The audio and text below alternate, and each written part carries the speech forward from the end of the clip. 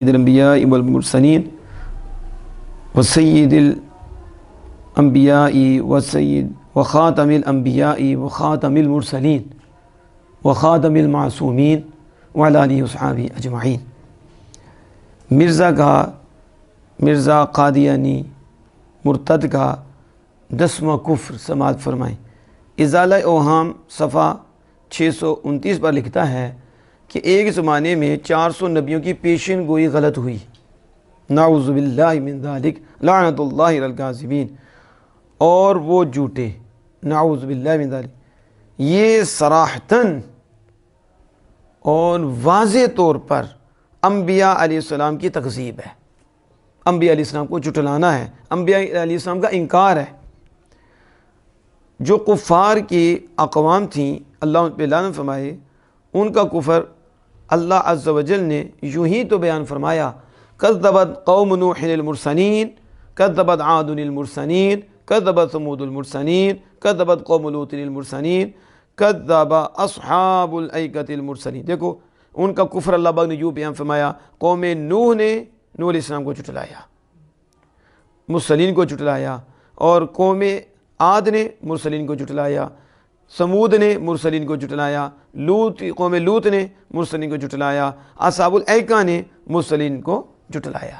تو یہ جھٹلانا کفر ہے اور انبیاء کا انکار ہے۔ اللہ عز و جل نے اس کو قرآن پاک میں بیان فرمایا۔ ائمہ کرام فرماتے ہیں جو نبی پر اس کی لائی ہوئی بات میں کسب جائز ہی مانے۔ اب یاد رکھیں، جائز ماننا اور بات ہوتی ہے، واقع ہونا اور بات ہوتی ہے۔ یعنی ایک بندہ کہہ سکتا ہے کہ ہو سکتا ہے، لیکن یہ نہیں کہ واقع ہوگا، بس جائز ہے، واقعتاً نہیں کہ واقع بھی ہو۔ تو ائمہ کرام فرماتے ہیں جو نبی کے بارے میں اتنی بات بھی مانے کہ ہو سکتا ہے اور کذب جائز ہے، اگرچہ وقوع نہ جانے، کہ یعنی یہ اس کا ایمان ہو کہ واقعہ نہیں ہوگا، نہیں ہو سکتا، لیکن جائز ہے، تو یہ بھی اجماع امت کفر ہے۔ یعنی ساری امت اس پہ متفق ہے کہ یہ کفر ہے اور ایسا کہنے والا کافر ہے۔ نہ کہ معاذ اللہ 400 انبیاء کا اپنی بالغیب خبر دینے میں کہ وہ تو ضرور اللہ ہی کی طرف سے ہوتا ہے، واقعہ میں جھوٹا ہو جانا، نعوذ باللہ من ذالک۔ یعنی 400 انبیاء جو اللہ کی طرف سے غیب کی خبر دے رہے ہیں، نعوذ باللہ، وہ واقعتاً مرزا غلام محمد یعنی مرزا کانا قادیانی کہتا ہے وہ جھوٹ ثابت ہوئی، جھوٹ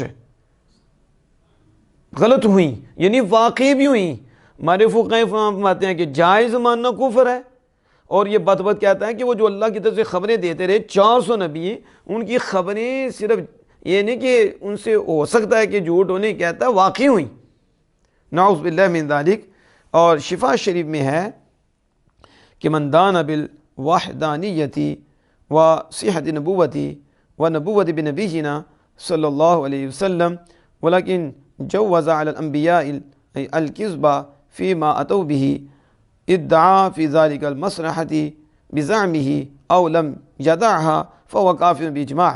یعنی جو اللہ تعالیٰ کی وحدانیت، نبوت کی حقانیت، اللہ تعالیٰ کی وحدانیت اور نبوت کی صحت، اور ہمارے نبی صلی اللہ علیہ وسلم کی نبوت کا اعتقاد رکھتا ہو، یعنی یہ جو اعتقاد رکھتا ہو اللہ کی وحدانیت پر، صحت نبوت پر، ہمارے نبی صلی اللہ علیہ وسلم کی نبوت پر، لیکن وہ انبیاء پر جھوٹ کو بھی جائز رکھتا ہو، جائز مانتا ہو، کہ وہ یہ مانے کہ نعوذ باللہ من ذالک انبیاء جھوٹ بول سکتے ہیں اپنے گمان کے مطابق، بزعم خود اپنے گمان کے مطابق، کہ جو نبی لے کر آئے ہیں وہ نعوذ باللہ من ذالک ان میں کذب مانے، کہ اس میں کسی مسئلہ کا ادعا کرے، یعنی کوئی مسئلہ ہے تو کسی مسئلہ کا دعویٰ کر لے اپنے گمان کے مطابق، یا نہ کرے، ہر طرح بالاتفاق کافر ہے، ہر طرف، یعنی آگے پھر کہے کہ میں نے جو بات کی ہے اس میں کسی مسئلہ کا دعویٰ کر دیتا ہے کہ اس میں یہ مسئلہ ہے یا کوئی مسئلہ نہیں، جس طرح بھی کہے گا کہ ان کا جھوٹ بولنا جائز ہے، بالاتفاق وہ شخص کافر ہے۔ وہ شخص کیا ہے؟